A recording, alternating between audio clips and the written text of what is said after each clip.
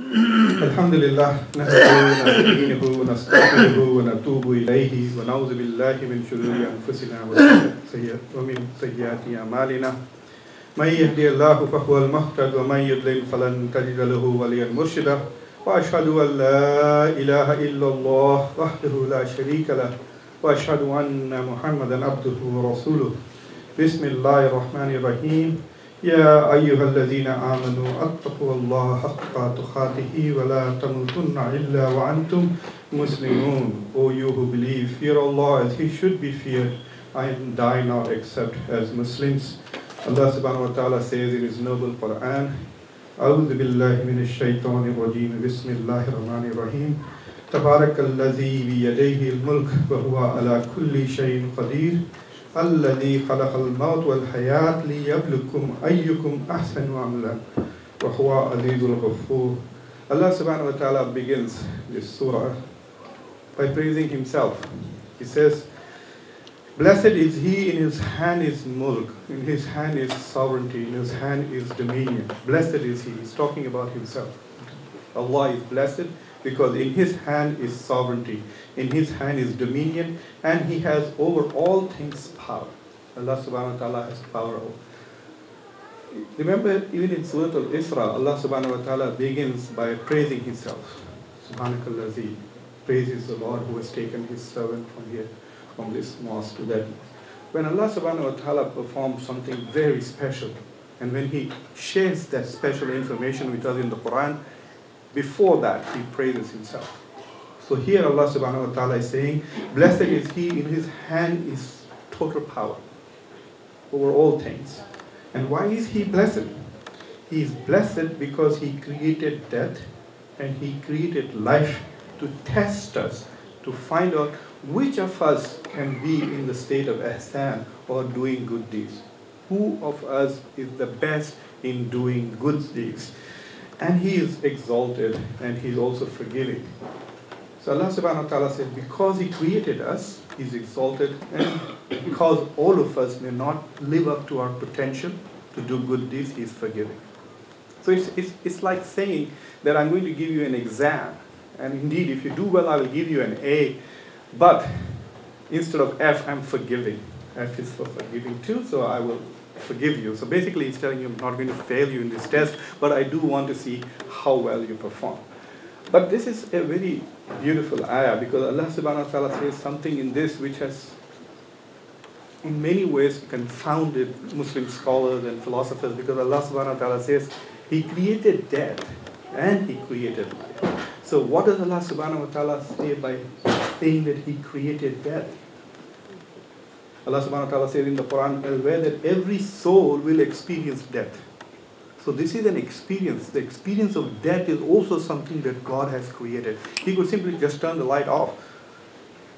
But that's not what happens to us. We actually experience life and we experience death. And in this ayah He mentions death first. And both these experiences are in a way to test us. So not only should we live with excellence, but we should also die with excellence. We should live with dignity, we die with dignity. We live in Iman and then we die in Iman. That is important. And that's why in most khutbahs you would hear people say, وَلَا تَمُتُنَّ إِلَّا أَنْتُمْ مُسْلِمُونَ, and do not die except in a state of Iman. And that is where this connection comes in. So Allah subhanahu wa ta'ala has given us many opportunities to show that we are capable of performing excellent deeds. And one of their opportunities is the month of Ramadan. I want to congratulate all of us here.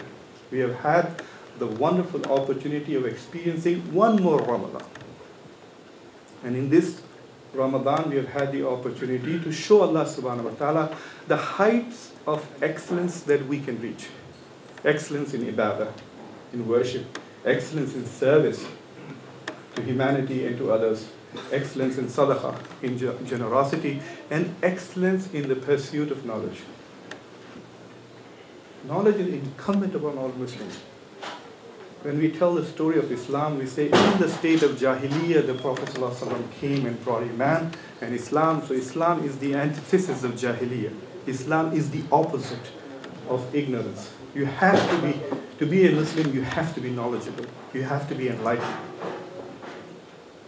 It is quite possible that today is Jummatul Wida, the last Jummah of this month of Ramadan.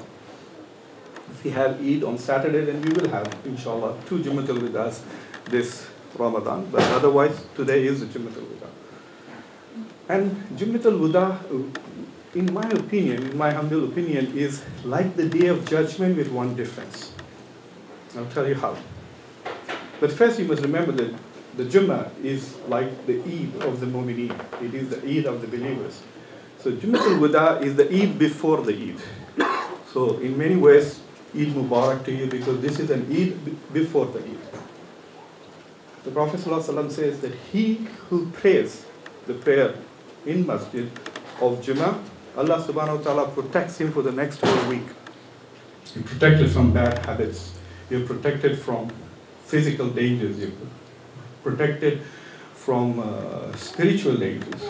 Often we are aware of how Allah subhanahu wa ta'ala protects us. Every time I drive on these roads and I see these millions of cars rushing around at 70, 60 kilometers, miles per hour, I see the danger and I see how Allah subhanahu wa ta'ala not only protects me but protects all of us.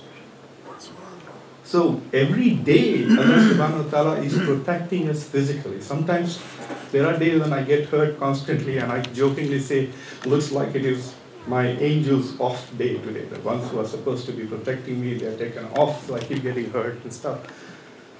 So Allah subhanahu wa ta'ala is constantly protecting us, but we never realize that He is also protecting us spiritually by preventing us from having opportunities to commit sins. When Allah subhanahu wa ta'ala protects us from having opportunities to commit sin, He is also protecting us spiritually. And sometimes, and more often than that, we don't realize that. We don't realize that Allah subhanahu wa ta'ala has protected us, and so we are not very grateful to Him for His spiritual protection. We are often, many of us at least, are aware of His physical protection. So when Allah subhanahu wa ta'ala, Prophet sallallahu alaihi wasallam says that if you pray a Jummah, Allah subhanahu wa ta'ala protects you for the next whole week, the protection is double, both physical and spiritual. And those who pray 2 Jummahs in a row, Allah subhanahu wa ta'ala, in His great mercy, forgives all the sins in between, and all the minor sins. So this is an important thing, remember that. This is an Eid before an Eid. But how is it like the Day of Judgment? On the Day of Judgment, Allah subhanahu wa ta'ala says in Surah Al-Ghashiyah, وَجُوهٌ يَوْمَئِذٍ خَاشِيَةٌ وَجُوهٌ يَوْمَئِذٍ نَائِمَةٌ. There will be faces on that day which are full of fear at what they have done, and now they face the threat, the danger of God's wrath and anger and punishment. Their faces are full of fear and anxiety. And then on that day there will be other faces which will be full of joy, na'ima, contentment, happiness, because they know of the reward that is there. They can see the reward that Allah subhanahu wa ta'ala is going to give them. Jummatul Wida is also somewhat like that, with one small difference. So today, I want all of us to go home tonight and do muhasara, to do a stock taking. Take a paper and pen and ask yourself whether you have achieved all the spiritual goals that you set for you at the beginning of Ramadan. We've been talking about the beginning of Ramadan. Even before Ramadan, we've been talking about how this is a spiritual boot camp. This is your chance to come back closer to God, to rededicate your life to the pursuit of the spiritual Khutbah from Allah subhanahu wa ta'ala, to come as close to Allah subhanahu wa ta'ala as possible. The 2 purposes of Ramadan, one is to become muttaqeen, to increase your taqwa, and the other is to express your gratitude to Allah subhanahu wa ta'ala. So have you done that? Have you fasted? Have you prayed as much as you wanted to pray? Have you learned as much as you wanted? So go back, take the stock. And that time when you do your stock taking, you will see that there are some faces that will be happy that they have done what they wanted to do, and then there will be those hearts which are full of sadness because they have failed to achieve the goals in Ramadan. The reason why I'm saying that hearts will be full of sadness, because I read a beautiful hadith recently which says Allah subhanahu wa ta'ala loves the hearts which are sad. So either way, we are in a win-win position. If you've done what you achieved, your face is going to glow. You're going to be happy. But if you've not, you'll be sad. the sadness of your heart will be a reflection of your iman. If you are not sad, if you have not fulfilled your goals, then my dear brother and sisters, you have some fundamental problems. The problem is much more serious. So in that sense, Jummatul Wida is like the day of judgment, because on that day too, people will be regretting what they did not do and people will be happy with what they did achieve. However, on the day of judgment, you have no other opportunity to make up. But on Jummatul Wida, you have one more week of Ramadan. And not just a week of Ramadan, but this is a week of Ramadan in which you probably will get one night, which is like 83 years. One night which is better than 83 years of life. It's like, if you get Laylatul Qadr, inshallah, then it's like you have done ibadah continuously for 83 years. That's pretty close to life expectancy of most of us. Or better than 1,000 months. So even if today, when you take account of what you have achieved and what you have not achieved, if you have achieved everything that you want, then I think we should change our gear and rev up and try to achieve more in the next 5 or 6 days that are available to us. But if we have failed to achieve the goals that we set ourselves, the spiritual goals that we set ourselves, I have failed in my reading goals, I know that. I'm trying to catch up. So what we need to do is this, to try and make sure that we get Laylatul Qadr, increase our worship. And remember that our approach, you should think of this hunt. In Ramadan is a hunting season for us. We are hunting for opportunities to do good. And don't limit this. It's not a unidimensional hunt. It's not just a matter of worship in the physical ritual sense. It can be in many different forms. It can be forms of service. The 4 best ways in which you can earn good deeds in the month of Ramadan is, one, by performing rituals regularly and nawafil. So go to Taraweeh, go to Tahajjud, or pray at home. The second thing that you can do is to acquire knowledge. And the best knowledge that you can acquire during this month is to read as much of the Quran as you can in the language that you understand. Discuss it, read it, reflect upon it. A person who reads the Quran, reads one ayah of the Quran and understands it, and understands its various, not infinite ramifications, but many ramifications of one word from Allah subhanahu wa ta'ala, that person is as if he's prayed hundreds of rakats of salah. It's very important, acquire knowledge. Knowledge is the most important part of our faith. The other thing that you can do is service. Help others and be generous. This is important. The month of Ramadan is about becoming a better person. You ought to be a better human being at the end of the month than you were at the beginning of the month. You have to be spiritually deeper, spiritually richer. Some of the indications will be that you will be more particular about your prayers. But there is also other characteristics, which means that you will probably be more humble at the end of the month than you were at the beginning of the month. Ramadan is not just about becoming more dedicated in your rituals, but it is because becoming a better human being. One of the things that we do not focus on is on the diseases of the heart. It is very important. This is the most important possession that you have, because this is where your Iman and Lord, your God, resides. It is that part of your house where the person, the entity that you respect, love the most will reside. And the way you purify your heart, the way you purify the soul, is to identify the diseases that it suffers from and start eliminating them. Today I want to talk to you about one particular disease. It is quite possible that I am the one in this room who suffers the most from this disease. And that's why I'm more sensitive to this, which is kibr. Kibr is pride and arrogance. Prophet ﷺ said, anybody who has even a small iota of kibr in his heart, and he used the analogy of the mustard seed. If you have as much kibr in your heart as the size of a mustard seed, or just one speck of kibr in your heart, then you will never enter the heaven. You will be somebody that God is not pleased with. And kibr, generally people translate kibr as pride and kibr as arrogance.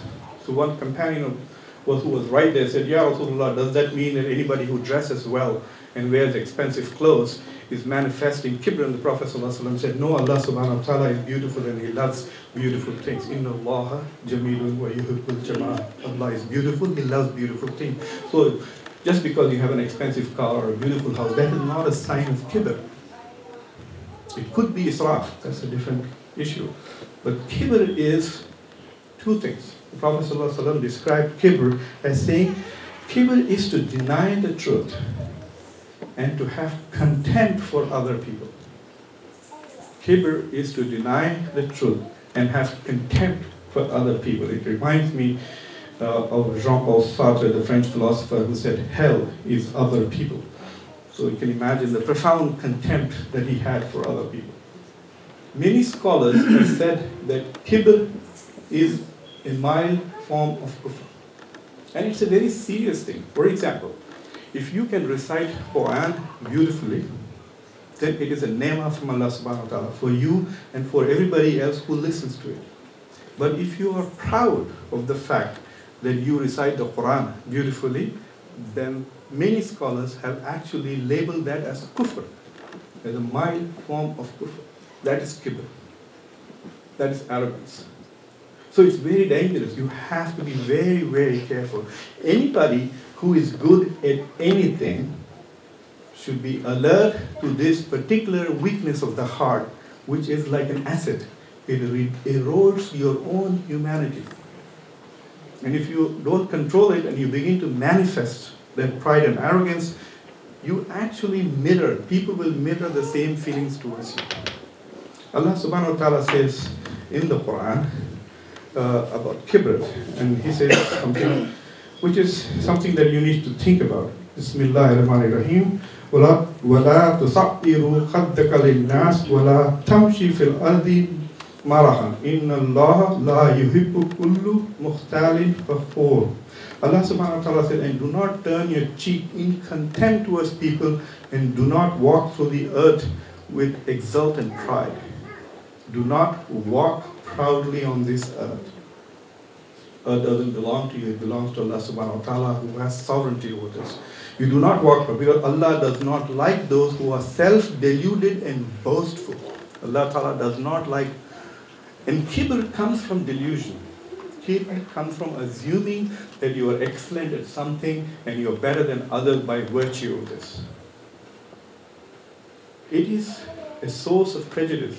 Racism is a sign of kibr. To assume that because you belong to a particular race, you are superior. So nisbah, you are superior. And everybody else who belongs to some other race is inferior to you. This is kibr. To have contempt for other people who might be better than you. They may be better scholars than you. They may be better servants of Allah than you. They may be even closer to Allah subhanahu wa ta'ala, and you don't know that. You don't know that Allah loves them more than He loves you. And if you have contempt for somebody that Allah loves, you are in trouble. And how dare you have contempt for anything that Allah has created? What Allah creates is beautiful. What Allah creates is perfect. You cannot assume that anything by category is inferior or less than perfect. Allah subhanahu wa ta'ala's creation is perfect. And people are not just part of His makhluk, they are ashraful makhlukhat. Human beings are the best of Allah ta'ala's creation. Even Allah subhanahu wa ta'ala says, I have not created anything better than the human being. And how dare you have contempt for another human being? Who are you? Allah subhanahu wa ta'ala created you from a drop of dirty blood. And you have the pride and arrogance. You should be very careful. People show arrogance towards Allah subhanahu wa ta'ala. People show arrogance towards other prophets. People have shown arrogance towards other Muslims, to other people. So you need to protect yourself from this particular disease of the heart. We live in an age where kibr is a fashion. We live in an age where in some cultural settings, arrogance is prided upon. It is often seen as a positive quality, this self-confidence, etc., etc. But it is not a good quality in a servant, in the servant of Allah subhanahu wa ta'ala. So how do you combat kibr? How do you combat arrogance? How do you purify your heart, which is plagued by kibr? You have to do something to combat that. And I submit to you that perhaps one of the ways in which you can combat kibr or arrogance or pride is through sadaqah, by giving generously, by giving in charity, by sharing what you have with others. If you are proud of the knowledge that you have, share it. If you're proud of the wealth that you have, share it. We must understand that for Muslims who believe in qadr, and we believe that rizq or providence comes from Allah subhanahu wa ta'ala, what we have and what we don't have is the will of God.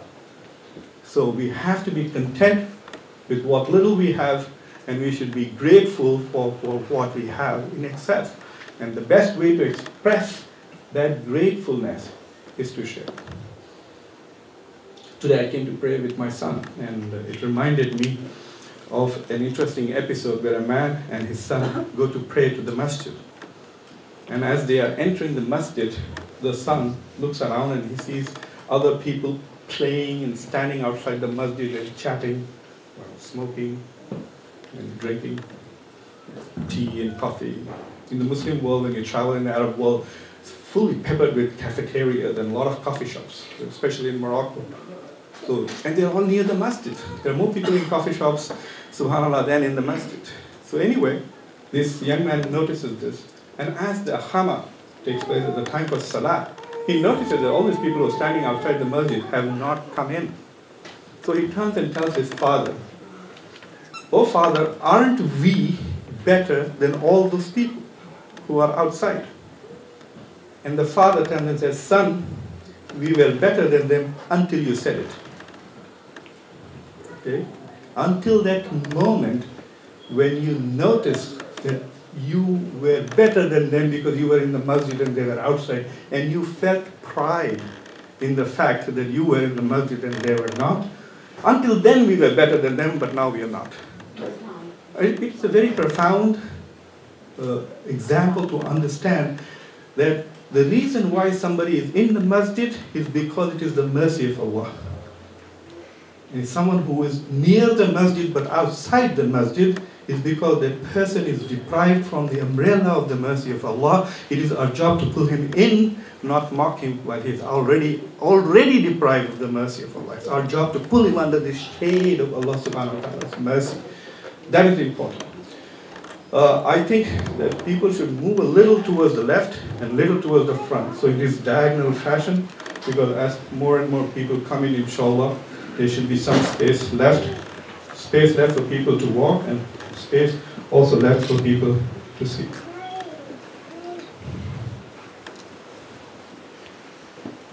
The Prophet ﷺ has repeatedly told us that this is a very important tradition, in which Allah subhanahu wa ta'ala is so infinite and so vast that there is nothing in creation that can hold him.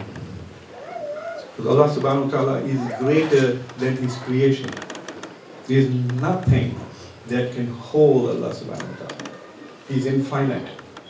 And there is nothing that can see Allah subhanahu wa ta'ala in totality except himself. None but he sees himself. But the heart of the believing Muslim can encompass Allah subhanahu wa ta'ala.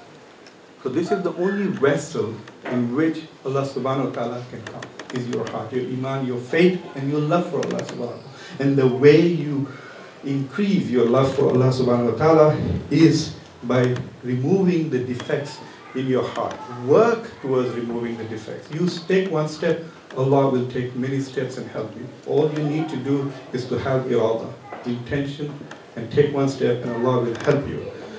أقول قولي هذا وأستغفر الله لي ولكم.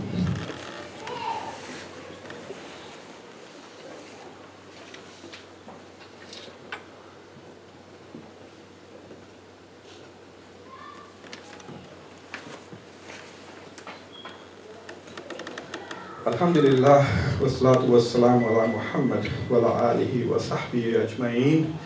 A'udhu billahi minash shaitanir rajim. Bismillahir rahmanir rahim. Innama nut'imukum li wajhillah wa la nuridu minkum jaza'an wa la shukura. Allah subhanahu wa ta'ala says in the Quran that the way we give sadaqah has an ethic of giving sadaqah. And the ethic is this, that you say that we feed you or we help you or we give you only for the countenance of Allah, only for the face of Allah. Because on the day of judgment we want to see the face of Allah. We submit to Allah subhanahu wa ta'ala. So when you give only for the sake of Allah. You do not wish in return for jaza or for shukur. You do not want someone to be thinking that you are doing a favor to them. So you don't want to expect a favor in return to what charity and what sadaqah you do. And number two, you also do not expect thanks. If you expect thanks, even for a moment in your heart, if you want thanks and you get thanks, you are done.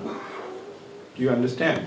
Like if you decide to give a donation of $50 to somebody who is poor and in need, but while you're making the donation, in your heart, instead of seeking the pleasure of God, you are seeking recognition, or you're seeking thanks from that person. And if the person thanks you, the deal is done, it's over. Allah will say on the day of judgment that you wanted to give him money and you wanted thanks, you got it, buddy. What are you looking at me for? I have nothing for you. He may, out of his mercy, after all, he is Rahman and Rahim, decide to grant you something, but the point will be made. So it is very important that we give for the sake of giving, and only for the sake of Allah subhanahu wa ta'ala. So that is the ethic of sadaqah. It is in the Quran. And in a very interesting and important hadith narrated by Anas radiallahu anhu, Allah subhanahu wa ta'ala, the Prophet sallallahu alaihi wasallam said, Afdal as-sadaqa, sadaqa Ramadan. That the best of charities, the best of sadaqahs, is the sadaqah that is given in the month of Ramadan. And the month of Ramadan, because it multiplies these, multiplies your opportunities. But what is also good when you're giving charity towards the end of the month of Ramadan is that you are hopefully making these donations and making these charities in a state of a purer heart. We are assuming that you are like in a wash cycle for the last 3 weeks. Your intentions are purer, your heart is purer today than it was 20 days ago. So in this state of heightened purity, when your intentions and your soul are much better than they were 3 weeks ago, in that state when you give charity, in that state when you give sadaqah, it is multiplied far, far more. Remember, in the beginning of this month, I told you how Allah subhanahu wa ta'ala said that all ibadats are for you, but fasting is for me. When he said that, one of the interpretations that the scholars said about the speciality of fasting is that Allah subhanahu wa ta'ala may reward you 10 times more, 700 times more for any other reward, but for fasting in the month of Ramadan, there is no limit. He could give you what you deserve, and he could give you a billion times more than what you deserve. So this is the best time for you to give sadaqah. This is the best time for you to make donations. Sadaqah is a form of worship.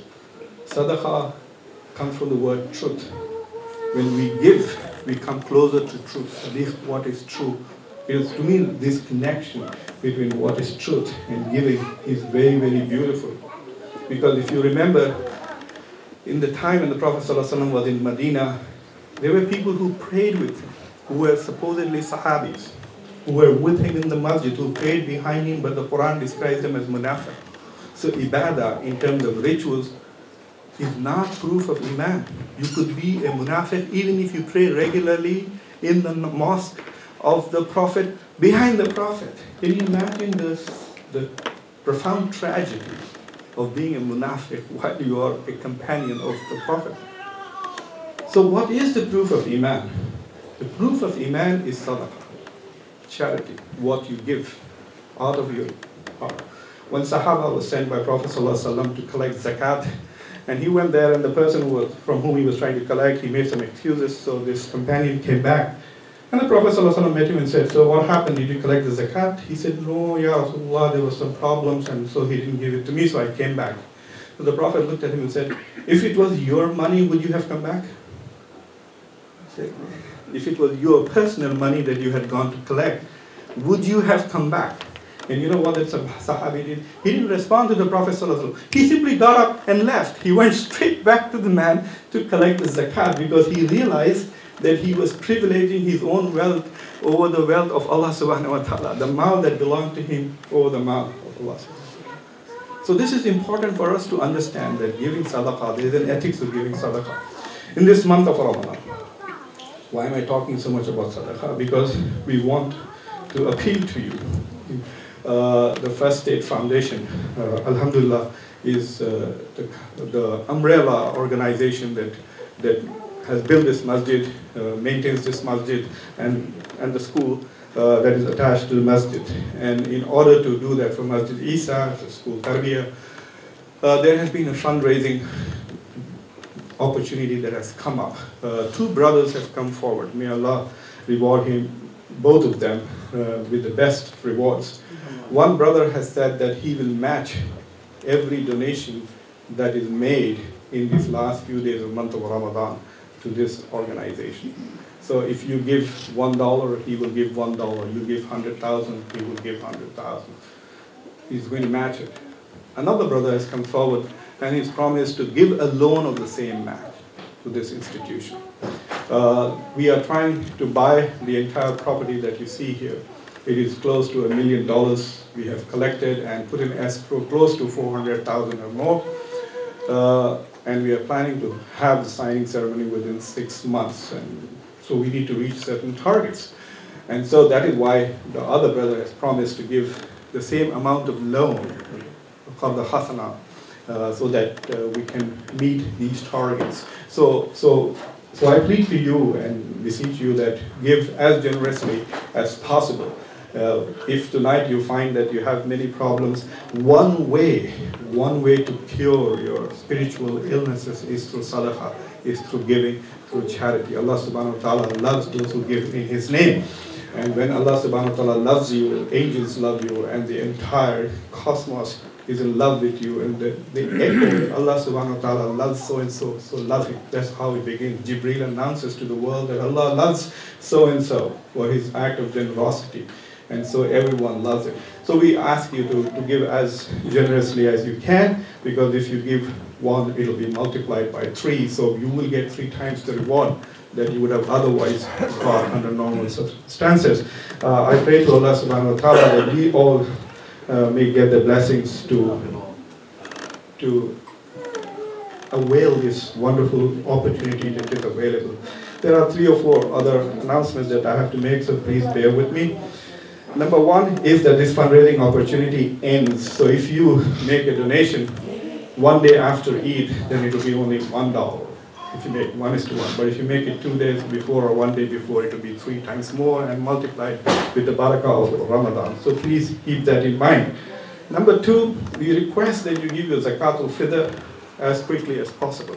And also fidya. Fidya is a compensation for those who are not unable to fast for various reasons. The zakatul fitr is $10 per person. Every person has to give it. Even those who receive zakat have to give fitr. This is Allah subhanahu wa ta'ala's way of mandating generosity. It is mandated, you have to give it. So make sure you do that. The earlier you give, the better it is, because then we can make sure that people who deserve this can have it on the day of Eid, and they can, at least for some people, it may make a difference between a Eid meal or absence of it. So the earlier you give, the better. It's $10 per person. The fidya, if you miss the entire month, is $300. So basically, it comes back to the same thing, $10 per day. If you missed fast because of ill health, if you're old, that is the compensation. Try to make both of those. Number 3, tonight we have a class on the tradition of Arba'in, which is in Islamic intellectual history, there is a tradition of collecting 40 hadiths. The Prophet ﷺ said, he who memorizes and shares 40 hadith with others will find his place in heaven. So many Muslim scholars have collected ahadith. The most famous, I'm sure all of you know, are the 40 hadiths of Imam Nawawi. So tonight from 7 o'clock till 8:30 p.m. in the class, I will be discussing the tradition of hadith, why we do this, and I will look at many different collections, collections from scholars like Shafi'i, Imam As-Suyuti, Imam Nawawi, and so on and so forth. So please come if you can, 7 to 8:30. If you can't make it, if you're at home, you can watch it on tarbiyah.tv. So it is available, it will be streaming live. Eid Salah will be as usual, as we have had in the last 4 years here on the campus. We will announce the time. It will be an outdoor Salah. It is a sunnah to pray outdoors on Eid. And on Saturday, and I'm assuming even if Eid is on Saturday, we will have Eid celebrations on Saturday. And there is no fees for those who would like to participate. So whether Eid is on Friday or Saturday, you are all invited here to come and celebrate with the community and partake in the Eid festivities that will be on offer here.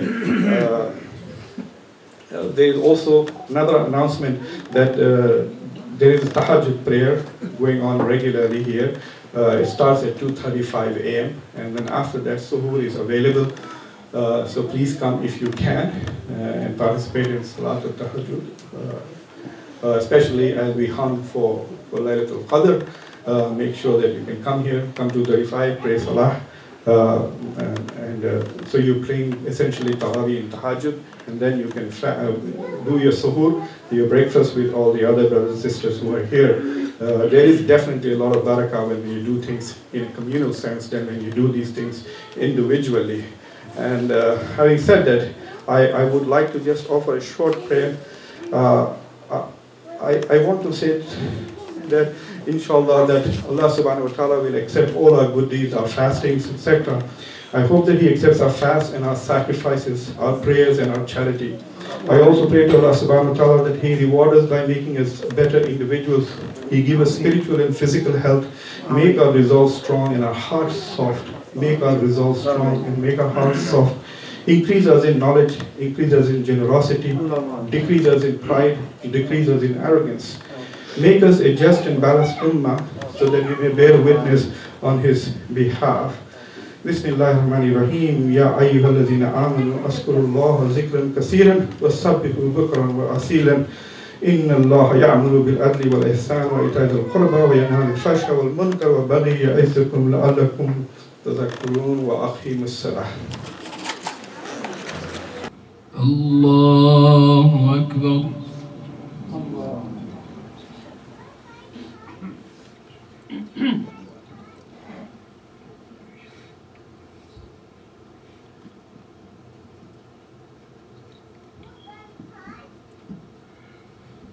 Alhamdulillahi Rabbil Alameen Ar-Rahmanir Rahim Maliki Yawmiddin Iyyaka na'budu wa iyyaka nasta'in Ihdinas siratal mustaqim Siratal ladzina an'amta 'alayhim ghayril maghdubi 'alayhim waladdallin.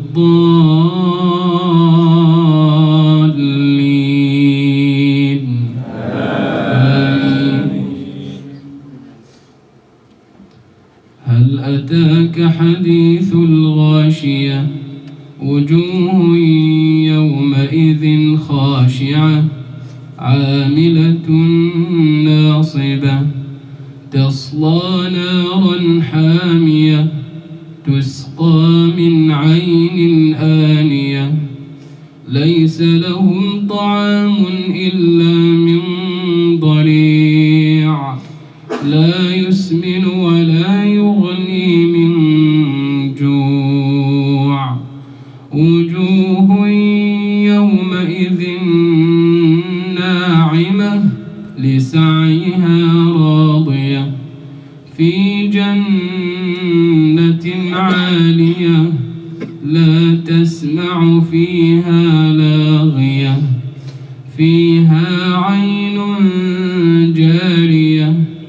فيها سرر مرفوعة وأكواب موضوعة ونمارق مصفوفة وزرابي مبثوثة. الله أكبر.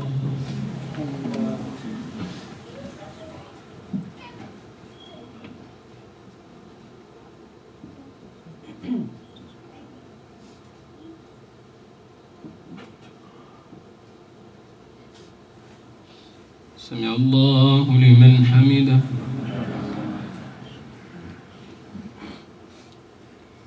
الله أكبر.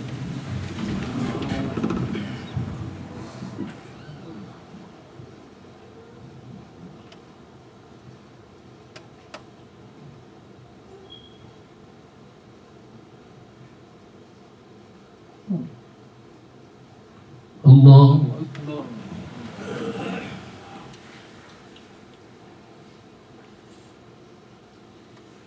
الله أكبر.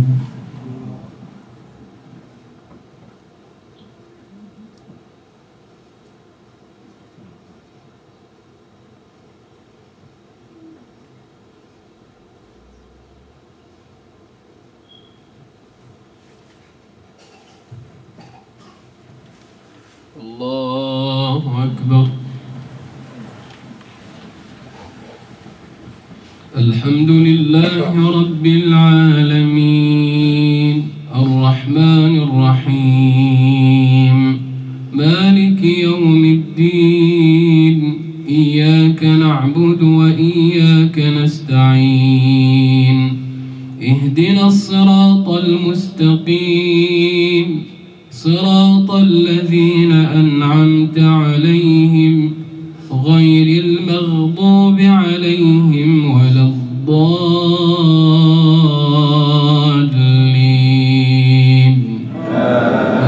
آمين.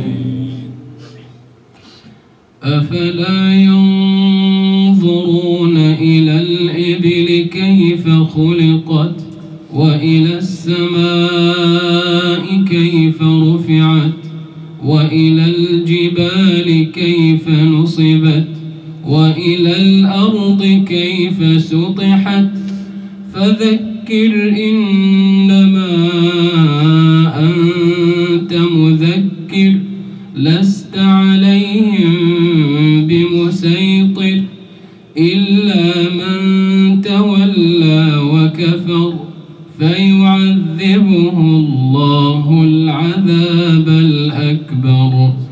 إن إلينا إيابهم ثم إن علينا حسابهم. الله أكبر.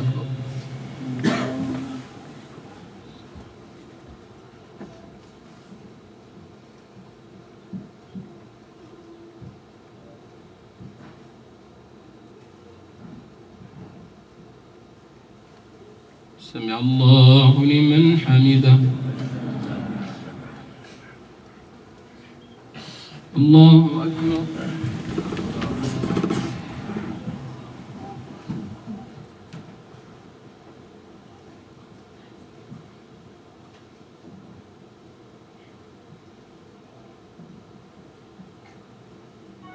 الله أكبر.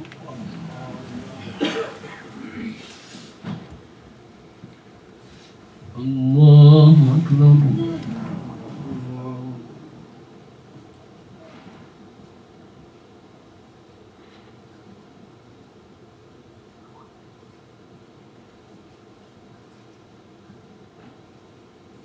الله أكبر.